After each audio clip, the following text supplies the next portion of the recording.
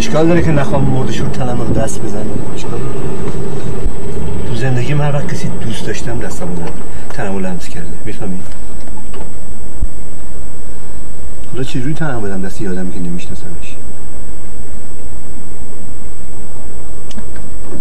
بابامو که داشتم میشستم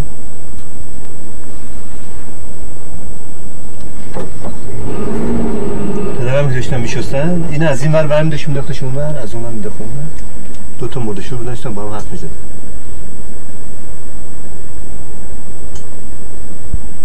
داشتن بابای منو میشستن